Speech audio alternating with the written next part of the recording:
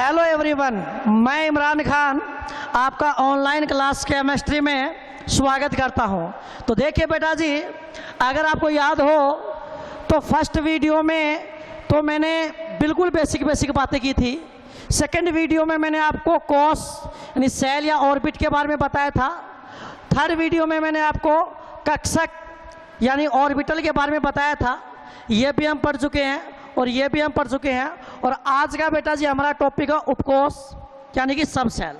देखिए, अगर आपको याद हो तो मैंने आपको बताया था कि कक्षक है ना, कक्षक वो इलेक्ट्रॉन का मकान है जिसमें अधिकतम 2 इलेक्ट्रॉन रह सकते हैं। ये बात मैं आपको समझा चुका हूं, जिसको अपन इंग्लिश में क्या बोलते हैं, ऑर्बिटल। ठीक है ना, कि कक्षक वो इलेक्ट्रॉन का क्या है, मकान है, और ऐसा मकान है जिसमें अधिकतम 2 इलेक्ट्रॉन रह सकते हैं। आज हम पढ़ेंगे उपकोष के बारे में। देखिए, उपकोष क्या होता है, कक्षकों के, समझिए, कक्षक के समूह को, कक्षक के समूह को उपकोष कहते हैं, सब सेल कहते हैं। क्या कहते हैं, सब सेल कहते हैं। इसका मतलब ये है, इसकी डेफिनेशन आगे अपन और भी जोड़ सकते हैं, लेकिन पूरी डेफिनेशन तो जब मैं आपको एक सेकंड चैप्टर पढ़ाऊंगा, एटॉमिक स्ट्रक्चर, परमाणु संरचना, उसमें बताऊंगा। फिलहाल तो हम बेसिक पढ़ रहे हैं, तो बेसिक में सिर्फ एक बार आप इतना याद कर लो कि कक्षक के समूह को, कक्षक के समूह को क्या कहते हैं, उपकोष कहते हैं। यानी जब बहुत सारे कक्षक आपस में मिल जाएंगे, जब बहुत सारे कक्षक आपस में मिल जाएंगे तो क्या बनेगा बेटा, उपकोष बनेगा। यानी आप ऐसे मान लो कि कक्षक है वो तो इलेक्ट्रॉन का मकान है। आप ऐसे मान लो कि कक्षक है वो तो इलेक्ट्रॉन का मकान है, और जो उपकोष है ना, जो उपकोष है, जो उपकोष है, ठीक, एक डेफिनेशन ये बता दी, जो उपकोष है, याद करने के लिए बता रहा हूं, ये इलेक्ट्रॉन का घर है। ये इलेक्ट्रॉन का क्या है, घर है। क्या कहा मैंने कि भाई कक्षक है वो तो इलेक्ट्रॉन का क्या है, मकान है। और मैंने क्या बताया कि कक्षक के समूह को क्या कहते हैं, उपकोष कहते हैं। यानी जब बहुत सारे कक्षक आपस में मिल जाएंगे, तो जब बहुत सारे कक्षक आपस में मिल जाएंगे तो उन कक्षक के समूह को अपन क्या कहते हैं, उपकोष कहते हैं। आप ऐसे मान लो कक्षक इलेक्ट्रॉन का मकान है, तो उपकोष वो इलेक्ट्रॉन का क्या हो गया, घर। अब आप मुझे बताओ, घर के अंदर मकान होते हैं या मकान के अंदर घर होता है? घर के अंदर मकान होते हैं। नॉर्मल सी अगर मैं बात करूं भाई, अगर मैं आपसे कोई नॉर्मल सी बात पूछूं, अगर मैं आपसे नॉर्मल सी बात पूछूं कि बेटा घर के अंदर मकान होते हैं या मकान के अंदर घर होता है, तो अधिकांश बच्चे मेरे को ये जवाब देंगे कि सर घर के अंदर मकान होते हैं, मकान होते हैं। यानी आप ऐसे कहोगे कि मकानों से मिलकर घर बनता है, घर बनता है। तो ठीक उसी प्रकार मैं ऐसे लिख सकता हूं ना, मकान का मतलब क्या, कक्षक, कक्षक से मिलकर क्या बनता है, उपकोष बनता है। कक्षक से मिलकर क्या बनता है भाई, उपकोष बनता है।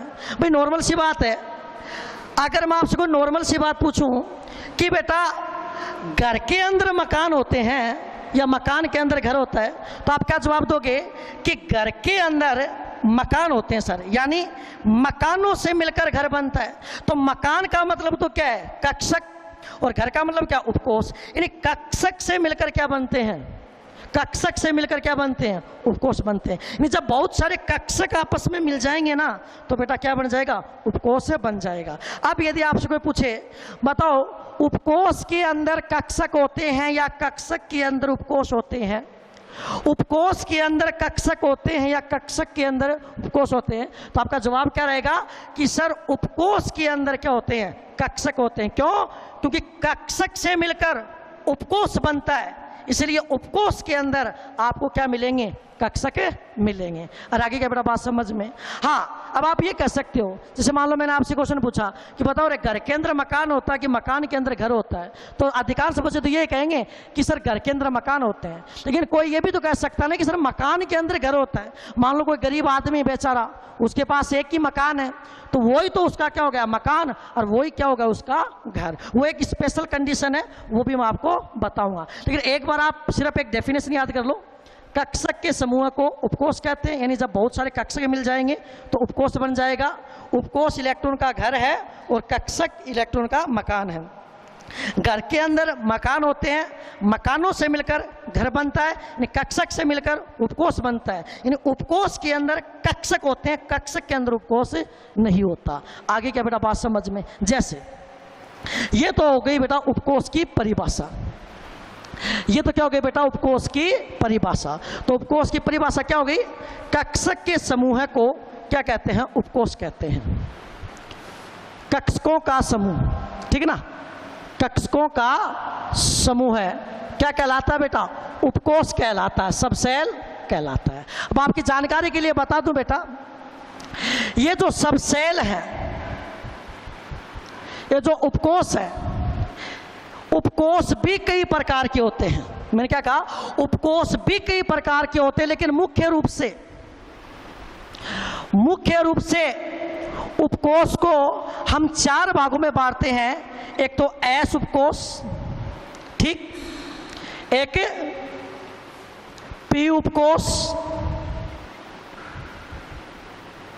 एक डी उपकोष और एक एफ उपकोष। और भी होते हैं भैया, आगे ध्यान में रखना, जी उपकोष भी होता है, एच उपकोष भी होता है, ठीक है ना, आगे आई उपकोष भी होता है, और भी उपकोष होते हैं।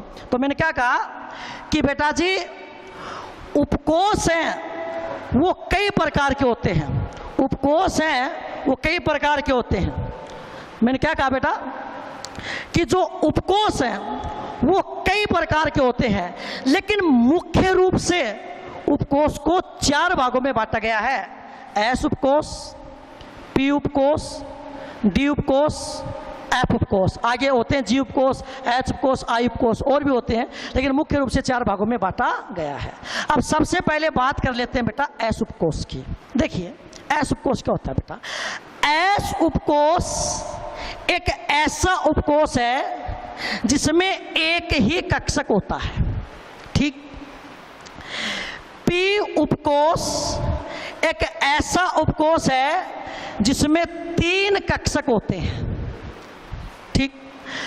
डी उपकोष एक ऐसा उपकोष है जिसमें 5 कक्षक होते हैं, 1 2 3 4 और 5।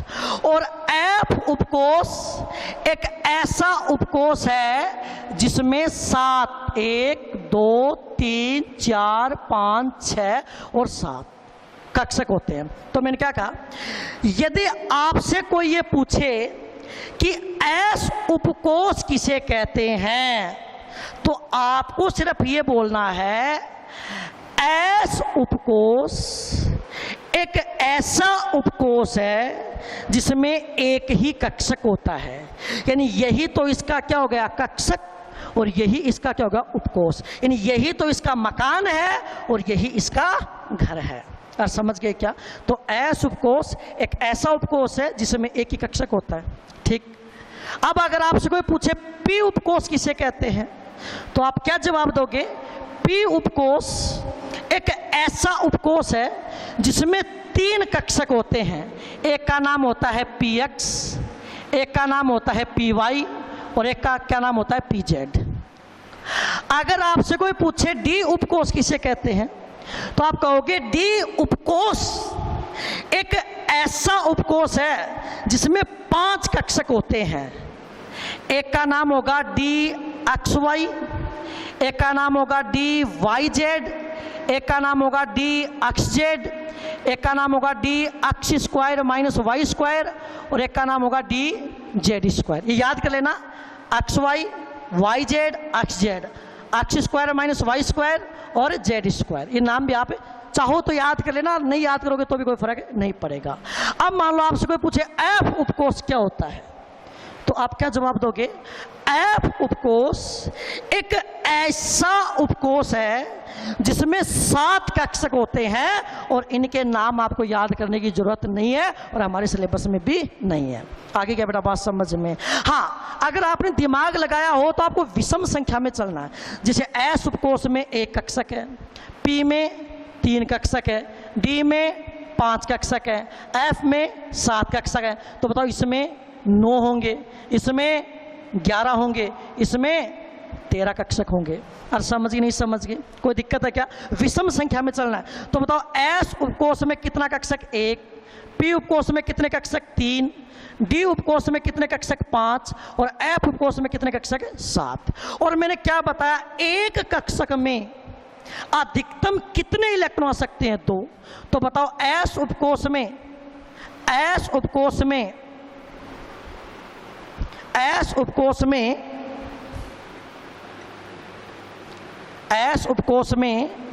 अधिकतम इलेक्ट्रॉन की संख्या बताओ कितनी होगी?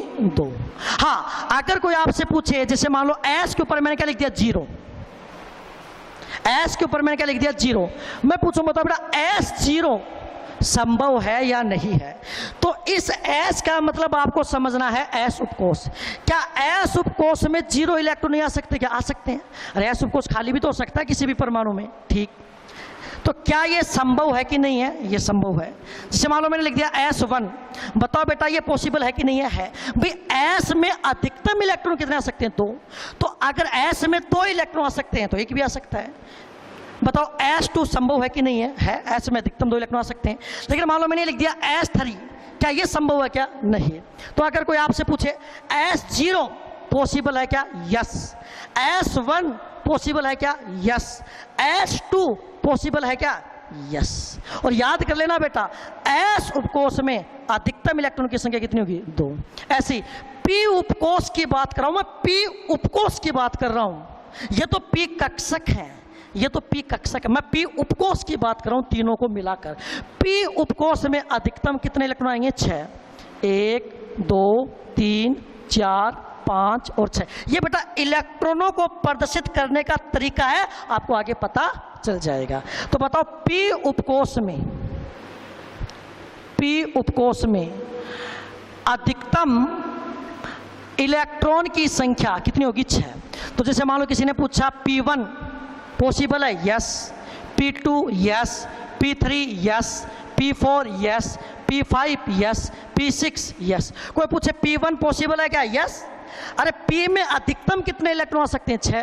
तो जहां 6 इलेक्ट्रॉन आ सकते हैं वहां 1 भी आ सकता है।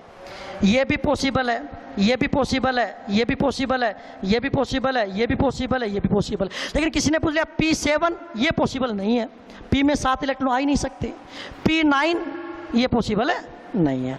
आगे बेटा बात समझ में? ऐसे ही बताओ D उपकोष में अधिकतम इलेक्ट्रॉन की संख्या कितनी होगी? 10। 1, 2, 3, 4, 5, 6, 7, 8, 9 और 10। ऐसे बताओ D9 पॉसिबल है? यस। D10 पॉसिबल है? यस। क्या D11 पॉसिबल है क्या? नहीं। ऐसे बताओ F उपकोष में अधिकतम इलेक्ट्रॉन की संख्या कितनी आएगी? 14।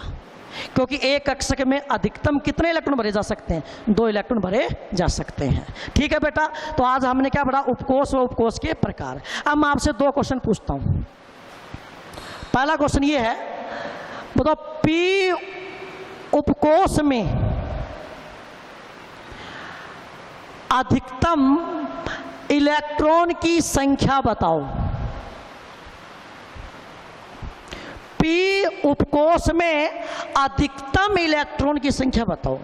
तो बेटा आप तो एक बार याद ही कर लो, आप ऐसे याद कर लो, ऐसे याद करो आप। S उपकोष में अधिकतम इलेक्ट्रॉन की संख्या 2, P उपकोष में अधिकतम इलेक्ट्रॉन की संख्या 6, D उपकोष में अधिकतम इलेक्ट्रॉन की संख्या 10 और F उपकोष में अधिकतम इलेक्ट्रॉन की संख्या 14। बताओ रे, एस उपकोष में अधिकतम इलेक्ट्रॉन की संख्या 2, पी उपकोष में अधिकतम इलेक्ट्रॉन की संख्या 6, डी उपकोष में अधिकतम इलेक्ट्रॉन की संख्या 10, एफ उपकोष में अधिकतम इलेक्ट्रॉन की संख्या 14। अब ये क्वेश्चन पूछ रहा हूं मैं आपको, पी उपकोष में अधिकतम इलेक्ट्रॉन की संख्या, तो उत्तर कितना आएगा? 6। अब एक क्वेश्चन ऐसा पूछ रहा हूं जो आईआईटी में आया हुआ है, ठीक। क्वेश्चन ये है, पी कक्षक में अधिकतम इलेक्ट्रॉन की संख्या बताओ, ठीक। ऑप्शन दे देता हूं मैं, ऑप्शन दे देता हूं। ए में है 2, बी में 10, सी में 6 और डी में 14। ये क्वेश्चन आईआईटी में आया हुआ है। क्वेश्चन क्या था? पी कक्षक में अधिकतम इलेक्ट्रॉन की संख्या बताओ। अब बच्चे क्या करते हैं, रट लेते हैं, एस उपकोष में 2, पी उपकोष में 6, डी उपकोष में 10, एफ उपकोष में 14। और ज्यादातर बच्चे जब भी ये क्वेश्चन आता है पी कक्षक में अधिकतम इलेक्ट्रॉन की संख्या, ज्यादातर बच्चे सी के टिक लगा देते हैं 6। नहीं बेटा, आप प्रश्न पढ़ो, ये पी उपकोष की बात नहीं कर रहा है, ये पी कक्षक की बात कर रहा है। देखो, उपकोष तो बोलेंगे इन तीनों को मिलाकर, मैंने क्या बताया, कक्षक का समूह है, क्या कहलाता? उपकोष।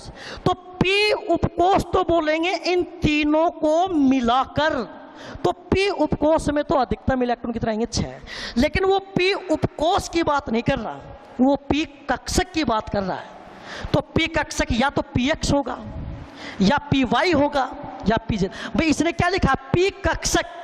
तो पी कक्षक या तो पी एक्स हो सकता है, या पी वाई हो सकता है, या पी जेड हो सकता है। और एक बात बताऊं क्या, ये नाम आ जाए ना कक्षक, कक्षक चाहे एस का हो, कक्षक चाहे पी का हो, कक्षक चाहे डी का हो, कक्षक चाहे एफ का हो, एक कक्षक में अधिकतम 2 इलेक्ट्रॉन आते हैं, तो ऑप्शन ही आएगा। और समझ गए क्या? तो मैंने आपको कोष के बारे में बता दिया, कक्षक के बारे में बता दिया, उपकोष के बारे में बता दिया, उपकोष के प्रकार के बारे में बता दिया। अब जब भी नेक्स्ट क्लास होगी मैं इलेक्ट्रॉनिक कॉन्फ़िगरेशन स्टार्ट करूंगा। Thank you very much.